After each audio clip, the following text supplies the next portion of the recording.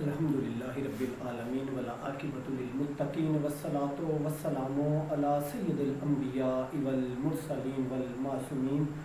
اما بعد فاعوذ باللہ من الشیطان الرجیم بسم اللہ الرحمن الرحیم اللہم صلی علی محمد وآل محمد. سامعین و مومنین یا علی مدد، سب سے پہلے ایام محرم چل رہے ہیں، تمام مومنین کو اور بالخصوص چہاردہ معصومین اور ہمارے وقت کے امام مہدی علیہ الصلوۃ والسلام کی خدمت میں تعزیت پیش کرتا ہوں. اور تھمبنیل میں جیسا آپ نے دیکھا کہ جیسے محرم کا چاند شروع ہوا اس سے پہلے ہی خارجی اور ناصبی جو اپنے آپ کو مسلمان کہلواتے ہیں لیکن کیا کہیں ہم، وہ اس طرح کے کویسچن ہر سال کرتے ہیں، ہر سال منہ کی کھانی پڑتی ہے، ہر سال پھر اسی طرح سے سوشل میڈیا پہ لوگوں کے دلوں میں، لوگوں کو جہاں پہ بیٹھیں گے وہاں پر لوگوں میں بیٹھ کے اس طرح کی باتیں کریں گے جو صرف سنی سنائی ہوگی. دیکھیں، سنی سنائی باتوں کو اس طرح دہرایا جاتا ہے اور اتنے اعتماد سے دہرایا جاتا ہے کہ جس سے وہ پروف دیتے ہیں کہ انہوں نے 2 لاکھ مربع میل پر اسلام نہیں بلکہ محمد و آل محمد کی دشمنی پھیلائی ہو، اور وہی دشمنی آج تک ان کی نسلوں میں چل رہی ہے، آج تک دشمنی ان کی نسلوں میں چل رہی ہے. تو بہرحال ماتم کے حوالے سے یہ مختلف کویسچن جو کیے جاتے ہیں، کب کیا، کس نے کیا، کیسے کیا، تو عرض یہ ہے کہ جب اللہ وحدہ لا شریک نے تمہارے دلوں پر مہر لگا دی، سم البکم امی فہم لا یرجعون، گونگے ہو، بہرے ہو، اندھے ہو، اس کے آگے اور کیا کہا جا سکتا ہے کہ جو نبی مکرم کی حدیث کو چینج کر دیں، جو نبی مکرم صلی اللہ علیہ وآلہ وسلم کی احادیث کو، آپ کے لائے ہوئے دین کو چینج کر دیں، ان سے کیا امید کی جا سکتی ہے؟ لکھا کہاں پہ ہے؟ ہم تو دکھاتے رہے ہیں، دکھاتے بھی ہیں اور دکھاتے بھی رہیں گے، جبکہ اس کے عدم جواز پر سوائے بکواسات کے اور کوئی کام نہیں ہوتا. اچھا دیکھیے گا، میں نے 2-3 ٹاپک آج چھیڑنے ہیں جن میں ماتم کے حوالے سے ایک تو سب سے پہلے کہ کوئی شعر جو بڑا چل رہا ہوتا ہے، بڑا اس پہ واہ ویلا مچایا، وہ سہیل اقبال کوئی لونڈا لپاڑا ہے، وہ کوئی لکھنؤ کا، جس نے لکھا تھا کہ ہم زندہ و جاوید کا ماتم نہیں کرتے. بہرحال اس کے مقابلے میں کئی 100 اشعار کی مد میں جواب دیا گیا، لیکن وہ ایسا ہے کہ اصل میں ہر وہ بات جو محمد و آل محمد کی خوشی یا غم میں اہل تشیع حضرات یا کوئی بھی مسلمان منائے تو اس اعتراض کے اوپر یہ واویلا ایسے مچاتے ہیں جیسے پتہ نہیں ان کو کوئی اللہ کی طرف سے الہام ہو گیا ہے. اچھا سنیے گا جی، سب سے پہلے تو میں آپ کی سماعتوں کی نظر یہ کرتا چلوں کہ یہ شہید کو زندہ و جاوید کہتے ہیں، اور ان کے نزدیک سب سے پہلے تو شہید کا فلسفہ دیکھ لیتے ہیں کہ ان کی کتابوں میں شہید کس کو کہا گیا، پھر اس کے بعد بات کرتے ہیں. سب سے پہلے جی آپ کی سماعتوں کی نظر کرنا چاہ رہا ہوں کہ یہ نسائی شریف ہے جی، صفحہ نمبر 99 جلد 4، جس میں لکھا ہوا ہے کہ طاعون سے، پیٹ درد سے، یا وہ عورت جو بچہ کے ولادت کے بعد اسی تکلیف سے مر جائے، یہ سب شہید ہیں. ٹھیک ہے جی. اچھا آگے چل کے جی یہی لکھا ہوا ہے کہ نسائی میں جو حد سے زیادہ شکم پری سے مرے، یعنی کہ کسی ختم پہ یا محفل پہ بہت زیادہ حلوہ کھا لے یا بہت زیادہ گوشت کھا کے مر جائے تو وہ بھی شہید ہے. پیٹ سے کے درد سے، یعنی حلوے کی وجہ سے پیٹ میں درد ہو، مروڑ ہو تو اسی وجہ سے سانس بند ہونے سے مر جائے، وہ بھی شہید ہے. ڈوب کر مرے وہ بھی شہید ہے، دیوار کے نیچے دب کر مرے وہ بھی شہید ہے. اور اب میں ان کو کیا کہوں کہ جن کا شہادت کا یہ فلسفہ ہے کہ درجہ شہادت جو ہے اہل سنت میں اتنا سستا ہے کہ مندرجہ بالا اشخاص درجہ شہادت پر فائز ہے، تو پھر ان کا صحیح ہے نا کہ وہ انہی کو جو شہید مانتے ہیں ان کا کیا وہ ماتم کریں گے. تو آگے میں آپ کو ایک اور بات بتاؤں کہ ہاں جی بڑی ایک عجیب بات ہے سامنے آ گئی. اچھا جی، شہادت کے حوالے سے اہل سنت کی معتبر کتاب ہے تاریخ بغداد ہے، صفحہ نمبر 156 ہے، جلد نمبر 5 ہے، اور در منصور نے بھی اپنی اس کو لکھا ہوا ہے، جس میں یہ لکھا ہوا ہے کہ جو شخص کسی لڑکے یا لڑکی سے عشق کرے اور اس محبت کو چھپائے اور اس میں ناکام رہے یعنی کہ نور کھٹے والا صاحب ہو گیا کہ اسے سمجھ ہی نہ آوے، ناکام ہو گیا، تو یہ پارسا آدمی جب مرے تو یہ بھی شہید ہے. نعوذ باللہ من ذالک، استغفر اللہ الذی لا الہ الا هو الحی القیوم واتوب الیہ بات کرنے کا مقصد یہ جو ہم مسجدوں میں دیکھتے ہیں نا، یہ جو زنا ہوتا ہے، یہ دیکھیں نا اپنے زنا کو، اپنی مردوں کے ساتھ عشق کو، نعوذ باللہ من ذالک، میرے نبی کا نور، اللہ نور کا تو یہ مزاج ہی نہیں اس طرح کی باتوں کا جی۔ اچھا آگے چل کے جی میں آپ کو ایک اور چیز بتانا چاہ رہا ہوں کہ یہ ان کا شہید کا درجہ ہے، ان کا شہید کا درجہ آپ اب خود ہی سمجھ لیں۔ اور اس میں ایک اور بھی بات آپ کو بتاتا جاؤں کہ جو لکھا ہوا ہے کہ جی خلیفہ زادہ ابن عمر راوی ہے کہ جو 1/3 قرآن پڑھے گا اسے 1/3 نبوت ملے گی، اور جو 2/3 قرآن پڑھے گا اسے 2/3 نبوت ملے گی۔ جو سارا قرآن پڑھ لے وہ درجہ نبوت پر فائز ہوگا۔ اب وہ اپنی مرضی سے اس طرح کی روایات جو لکھی جاتی ہیں اس پہ پھر وہ اپنی مرضی سے جو مولوی بورڈ کے نیچے بیٹھ کے بھی روایت لکھ دے جو شیعوں کے خلاف یا محبان آل محمد کے خلاف ہو، اس کو 100% یہ ناسبی اور خارجی لوگ مان لیتے ہیں بغیر کسی تحقیق کے۔ اب آگے چل کے میں آپ کو بتاؤں کہ جی میں نے شروع کرنا ہے ماتم کے حوالے سے، کچھ آپ کے سامنے دلائل رکھنے ہیں کہ ماتم کے حوالے سے اصحاب نے کیا، ازواج نے کیا، اگر نبی مکرم نے کیا یا آپ نے ہوتے ہوئے دیکھا یا آپ نے حکم دیا یا ازواج نے کیا یا آپ کے اصحاب نے کیا، تو پھر انہی کے ماننے والے اس کے منکر کیوں ہیں؟ پھر تو سیدھا سا یہی ایک بنتا ہے کہ نبی مکرم صلی اللہ علیہ وآلہ وسلم کی آل سے دشمنی جو ہے نا وہ اشکار ہوتی ہے۔ اچھا جی اب آپ کے سامنے جی یہ ایک بات رکھوں کہ نبی مکرم صلی اللہ علیہ وآلہ وسلم کا فرمان علی شان جی ہاں جی اہل سنت کی معتبر کتاب ہے تاریخ بغداد، جلد نمبر ہے اس کی 12 اور صفحہ نمبر ہے جی اس کا 357، جس میں راوی کہتا ہے کہ جب حضرت عمر کی وفات ہوئی تو لوگوں پر اتنا غم طاری ہوا کہ لوگوں نے کھانا پینا چھوڑ دیا۔ جناب عباس ابن عبد المطلب نے فرمایا کہ نبی کریم صلی اللہ علیہ وسلم کی وفات اور حضرت ابوبکر کی وفات ایک مصیبت تھی، لیکن جس طرح ہم نے ان کی وفات کے بعد بھی کھاتے پیتے رہے ہیں اسی طرح عمر کی وفات کے بعد بھی کھائیں گے۔ یہ کہہ کر لوگوں کو کھانے کی طرف رغبت دلائی اور پھر انہوں نے خود بھی کھانا کھایا اور بعد میں لوگوں نے پھر کھانا کھانے کے بعد گریہ وزاری کی۔ اچھا جناب والا گریہ وزاری کے حوالے سے اور یہ ماتم کے حوالے سے آپ کس باتوں کی نظر، اور بھی بہت کچھ ہے پڑھنے کے لیے۔ اچھا اتنا کچھ ہے کہ میں آپ کو بیان نہیں کر سکتا، لیکن مسئلہ اس چیز کا ہے کہ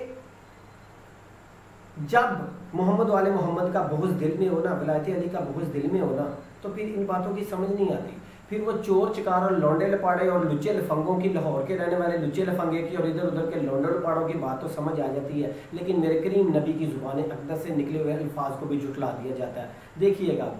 اچھا جی یہ حدیث آپ کی سماعتوں کی نظر کرنا چاہ رہا ہوں کہ جس میں اہل سنت کی موت پر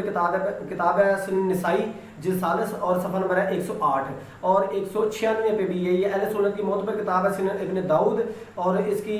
جلد اول ہے اور صفحہ نمبر 290، اہل سنت کی جامع ترمذی جلد نمبر 2 صفحہ نمبر ہے 578۔ راوی کہتا ہے کہ نبی کریم صلی اللہ علیہ وسلم خطبہ دے رہے تھے کہ اسی اسلام میں امام حسن اور امام حسین تشریف لائے اور کم سنی کے باعث چلتے تھے اور اگر جاتے تھے اور گر جاتے تھے۔ نبی کریم نے دیکھا تو خطبہ روکا، منبر سے اترے اور نواسوں کو اٹھایا اور فرمایا میں نے ان بچوں کو دیکھا کہ چلتے تھے اور گر پڑتے تھے، بس میں نے صبر نہ کر سکا اور میں ان کے فراق میں خطبہ چھوڑ کر ان کو گود میں لے لیا۔ اچھا جی آگے چل کر یعنی کہ صبر والی جو بات کرتے ہیں نا کہ ہر بات پہ صبر کرنا چاہیے، وہی آپ کو اس باتوں کی نظر کر رہا ہوں۔ اہل سنت کی موت پر کتاب مشکات جلد نمبر ثانی صفحہ نمبر ہے 258 اور اس کے بعد جی یہ روایت آپ کی سماعتوں کی نظر جناب ام الفضل فرماتی ہے کہ ایک روز میں نے شہزادہ حسین کو نبی پاک کی گود میں بٹھایا اور جناب کی آنکھیں آنسوؤں سے بہنے لگیں۔ میں نے عرض کیا حضور کیا ہوا؟ فرمایا مجھے جبرائیل نے خبر دی ہے کہ میرے اس بچے کو میری امت قتل کرے گی اور اس کا بھوکا پیاسا اس کا قتل کرے گی اور اس کا خون بہائے گی۔ اچھا آگے چل کر جی حضرت نبی مکرم صلی اللہ علیہ وآلہ وسلم کا جناب ابو طالب علیہ السلام پر رونا،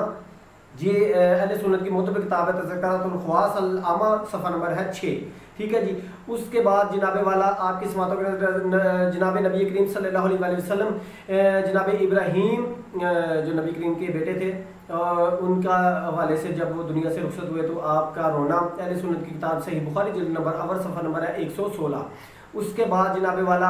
جناب حمزہ، حضرت حمزہ علیہ السلام کے بارے میں آپ سب نے پڑھا بھی سنا بھی جانتے بھی ہیں کہ جب آپ کو جنگ احد میں شہید کیا گیا اور مسلمانوں کی نانی ہندا، ہاں جی لکھا ہوا ہے جی، اس کے اوپر ایک کتاب لکھی ہے سیدہ ہندا رضی اللہ تعالیٰ عنہ اور سیدنا ابو سفیان رضی اللہ تعالیٰ عنہ، اس کے اوپر پوری کتاب ہے. تو مسلمانوں کی نانی ہے نا. تو بہرحال ہم مانیں یا نہ مانیں مسلمانوں کی تو وہ رشتے میں لگتی ہیں. انہوں نے جب کیا کیا کہ جناب حمزہ کی لاش کو نبی مکرم صلی اللہ علیہ وسلم نے دیکھا تو صورت کیا تھی. اب میں آپ کو کیا بتاؤں کہ آنکھیں نکالی ہوئی، ناک کاٹا ہوا،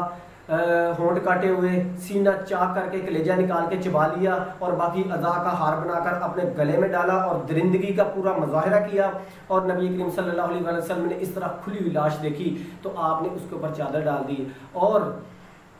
جب یہ رواج تھا کہ سیاہ لباس پہن کے مستورات مدینے سے باہر آ جاتی ہیں اور اپنے شہداء کو لے کر نوحہ خوانی اور ماتم داری کرتے ہوئے لے جاتی ہیں، تو نبی مکرم صلی اللہ علیہ وسلم نے فرمایا کہ آج میرے چچا حمزہ پہ رونے والا کوئی نہیں اس کے اوپر نوحہ خوانی کرنے والا، کوئی ماتم کرنے والا نہیں. شبلی نعمانی لکھتے ہیں الفاروق میں. اچھا، اس کے بعد انصار نے اپنی عورتوں کو اکٹھا کیا اور نبی مکرم کے دروازے پر ماتم اور نوحہ خوانی کی. اور اس کے بعد نبی مکرم ماتم کی آواز سن کر ماتم وہ جو زور سے ہوا آواز سن کر باہر تشریف لائے اور آپ نے ان کو دعا دی. اچھا جی، یہ میں اب آپ کو یہ بتا رہا ہوں کہ آپ نے ان کو دعا دی. اچھا سنیے گا جی. اب اس کے بعد نبی مکرم صلی اللہ علیہ وسلم کی 3 قسم کی احادیث. ٹھیک ہے جی، سب سے پہلے قولی، اس کے بعد فعلی اور تیسرے نمبر پر تقریری. ٹھیک ہے جی، یعنی کہ نبی مکرم صلی اللہ علیہ وسلم کی زبان اقدس سے جو نکلا، جو آپ نے عمل ہوتے ہوئے دیکھا یا جو کام ہوتا ہوا دیکھا اس کو منع نہ فرمایا، یہ آپ کے فرامین میں شامل ہے. جس کام کو حضرت صلی اللہ علیہ وسلم زبان سے ارشاد فرمایا وہ سنت قولی کہلائے گی. جس کام کو حضرت صلی اللہ علیہ وسلم نے فعل کیا وہ سنت فعلی کہلائے گی. جو کام آپ کے سامنے ہوتا رہا ہو اور آپ نے اسے منع نہ فرمایا ہو وہ بھی سنت ہے اور تقریری کہلائے گی. اچھا جی، اب جناب حمزہ کی شہادت کے حوالے سے آپ کے سامنے ہے کہ نبی مکرم نے خود زبان اقدس سے فرمایا کہ میرے چچا پر رونے والا کوئی نہیں. اہل سنت کی معتبر کتاب ہے مدارج النبوہ، صفحہ نمبر ہے 196. اس کے بعد جناب والا جب اصحاب کی عورتوں نے ماتم کیا تو آپ نے ان کو دعا دی. اس کے بعد جناب والا میں آپ کے سامنے ایک اور حدیث رکھنا چاہتا ہوں. جی، جناب جعفر طیار آپ کی شہادت ہوئی. جناب جعفر علیہ السلام کی شہادت کے موقع پر حضور نے مسجد میں اصحاب کو خبر سنائی اور اس قدر روئے کہ ہچکیاں بند گئیں. اور اس کے بعد فرمایا کہ جعفر جیسے انسان پر گریہ ہونا چاہیے، جعفر جیسے انسان پر گریہ ہونا چاہیے. یہ ہے سنت فعلی قولی. اور اس کے بعد آپ کے سامنے ہے کہ ایک اور روایت ہے کہ انصراوی ہیں کہ اپنے فرزند حضرت ابراہیم نبی مکرم صلی اللہ علیہ وسلم کے جو فرزند کے انتقال آخر پر رسول اکرم صلی اللہ علیہ وسلم نے رونا شروع کیا تو عبد الرحمن بن عوف نے کہا حضور آپ رو رہے ہیں؟ فرمایا یہ علامت رحمت ہے، آنکھیں بہرحال اشکبار ہوں گی، دل بہر صورت مخزون ہوگا. یہ اور بات ہے کہ ہم مرضی خدا کے خلاف کوئی کلمہ زبان پر جاری نہیں کرتے، یعنی کہ ہمارا جو بھی قول، ہمارا فعل، ہماری تقریر ہوتی ہے وہ حکم خدا ہوتا ہے. اور جو حکم خدا نہ مانے، جو حکم رسول نہ مانے، کافر اصل میں وہ ہے، منکر اصل میں وہ، خارجی وہ، ناسبی وہ ہے جو نبی مکرم کے قول اور فعل اور تقریر کو نہیں مانتا. اور ہمیں ماتم کیا کہتے ہیں جی. آگے چل کے سنیے گا جی. آگے ایک اور آپ کے سامنے رکھنے لگا ہوں. حضرت علی فرماتے ہیں کہ جب میرے والد ابو طالب کی وفات ہوئی تو میں نے نبی کریم صلی اللہ علیہ وسلم کو اطلاع دی اور جب حضور نے سنا تو سخت گریہ فرمایا اور مجھے حکم دیا کہ انہیں غسل دیں، کفن دیں، اللہ ان کی مغفرت فرمائے اور ان پر اپنی رحمت کا نزول فرمائے گا. اہل سنت کی معتبر کتاب ہے تذکرۃ الخواص العامہ، صفحہ نمبر ہے 6. اچھا، آگے چل کے جناب والا ایک اور روایت آپ کے سامنے رکھنی ہے کہ جس میں نبی کریم صلی اللہ علیہ وسلم زندہ جاوید کا ماتم نہیں کرتے. نبی کریم صلی اللہ علیہ وسلم حضرت علی کو لے کر مدینے سے باہر گئے. وہ آپ نے سنا ہوگا کہ ایک باغ آیا، پھر دوسرا، پھر تیسرا، پھر چوتھا. پھر آپ نے حضرت علی کو اپنے گلے سے لگایا اور پھوٹ کر رونے لگے. میں نے عرض کیا یا رسول اللہ اس گریہ کا باعث کیا ہے؟ اس گریہ کا باعث کیا ہے؟ حضور نے فرمایا کہ آپ کے متعلق اصحاب کے دلوں میں کینے ہیں جو میری وفات کے بعد ظاہر ہوں گے. کنز الاعمال جلد نمبر 6 صفحہ نمبر 408. زندہ جاوید کا ماتم نہیں کرتے. اچھا، اب نبی کریم صلی اللہ علیہ وسلم رو کس کو رہے ہیں؟ حضرت علی کو گلے لگا کر بعد والے واقعات پر. اور پھر اگر کہیں کہ وہ واقعہ ہونے والا ہو چکا، 1400 سال ہو چکے، تو اب کیا؟ اچھا نبی مکرم صلی اللہ علیہ وآلہ وسلم خلیفہ اول، خلیفہ دوم، خلیفہ سوم ہر سال شہداء کی قبروں پر جا کر گریا کرتے تھے، اور عام الحزن کا نام آپ نے نہیں سنا کہ پورا سال غم کا میرے آقا کریم علیہ الصلوۃ والسلام نے منایا، جناب خدیجہ الکبریٰ سلام اللہ علیہا اور جناب ابو طالب کے غم میں۔ اچھا ام ایمن کہتی ہیں کہ ام ایمن فرماتی ہے کہ میں نے رسول اللہ صلی اللہ علیہ وسلم کو دیکھا کہ اپنے دادا عبد المطلب کے جنازے کے پیچھے روتے جاتے تھے۔ اہل سنت کی موت پر کتاب تاریخ خمیس جلد نمبر 1 صفحہ نمبر 445، تذکرۃ الخواص العامہ جلد نمبر 4 صفحہ نمبر ہے 4۔ اچھا مؤذن رسول بلال کا ماتم، حضرت رسول اللہ صلی اللہ علیہ وسلم کے مرض وفات کا احوال تحریر کرتے ہوئے شیخ عبدالحق حنفی دہلوی کتاب مدارج نبوہ مطبوعہ لکھنؤ نولکشور کانپور جلد نمبر ہے 2 صفحہ نمبر ہے 522 1712 میں تحریر فرماتے ہیں کہ اچھا جی یعنی پس حضرت بلال سر پیٹتے اور فریاد کرتے ہوئے باہر تشریف لائے، یعنی اصحاب پیغمبر مسجد میں نماز کے لیے حضور کا انتظار فرما رہے تھے، اور حضرت بلال حضور کے پاس نماز ہی کے لیے گئے تھے، لیکن یہ معلوم ہوا کہ حضور تشریف نہیں لائیں گے، تو محبت رسول کی تکلیف کے احساس و غم میں حضرت بلال سر پیٹتے ہوئے حجرائے حضرت عائشہ سے باہر آئے۔ اس وقت نبی کریم دنیا میں موجود ہے اور آپ پر مرض کا غلبہ ہے، اور حضرت بلال ماتم کر رہے ہیں۔ ہم زندہ و جاوید کا ماتم نہیں کرتے، بلکہ یہ کہنا چاہیے کہ قاتل کبھی مقتول کا ماتم نہیں کرتے۔ اچھا آگے چل کے جی ہاں جی جناب ام فضل فرماتی ہیں کہ ایک روز میں نے شہزادہ حسین کو نبی کریم کی گود میں بٹھایا تو آپ آنسو کھانے لگے اور اتنا روئے کہ آپ کی داڑھی مبارک آنسوؤں سے تر ہو گئی، آپ کی ہچکیاں بند گئیں۔ مجھے جبرائیل نے خبر، آپ نے فرمایا مجھے جبرائیل نے خبر دی ہے کہ میرے اس بچے کو میری امت قتل کرے گی، میری امت قتل کرے گی۔ کہاں لکھا ہے؟ اہل سنت کی موت پہ کتاب مشکات جلد نمبر ثانی صفحہ نمبر ہے 258 اور مولفہ الشیخ محمد بن عبداللہ۔ اچھا اب بتائیں کہ صبر ہے جی، اور اسی طرح ایک روایت ہے کہ جس میں حضرت حسین علیہ السلام جب دنیا میں تشریف لائے، آپ کا نزول ہوا تو آپ نے گریہ کیا، پھر گریہ کرنے کے بعد جناب علی آئے تو ان کو وہ خبر سنائی، پھر جناب زہرا سلام اللہ علیہ تشریف لائیں تو ان کو خبر سنائی، تو جناب زہرا نے پوچھا کہ بابا جان میرے اس بچے کو جب امت شہید کرے گی، بھوکا پیاسا شہید کرے گی، کرب و بلا کے میدان میں شہید، گرمی میں شہید کرے گی، تو آپ ہوں گے؟ تو سرکار نے فرمایا نہ میں ہوں گا، نہ علی ہوں گے، نہ حسن ہوں گے، نہ آپ ہوں گی۔ تو جناب زہرا نے گریہ شروع کیا اور آپ کی آنکھوں سے آنسو بہنے لگے، اور آپ نے فرمایا بابا جان پھر میرے اس بچے پر کون روئے گا؟ تو میرے کریم آقا نے فرمایا کہ اے زہرا آپ پریشان نہ ہو، آپ پریشان نہ ہو، اس بچے کا جب بھی وہ دن آئے گا امت میں ایک ایسا گروہ پیدا ہوگا جو اس بچے کے اوپر گریہ وزاری کرے گا اور ماتم و نوحہ خوانی کرے گا اور ہر سال اس غم کو تازہ کرے گا اور اللہ ان پر رحمت کرے گا۔ تو جناب زہرا نے کیا فرمایا کہ میں قسم کھاتی ہوں رب ذوالجلال کی کہ اس گروہ کو جب تک میں اپنے سامنے جنت میں داخل نہ کروا دوں میں اللہ کے حضور سے نہیں ہٹوں گی۔ یہ کہاں پہ لکھا ہوا؟ رسالہ البلاء المبین صفحہ نمبر ہے 15 اور مجموع الکبیر میں، اور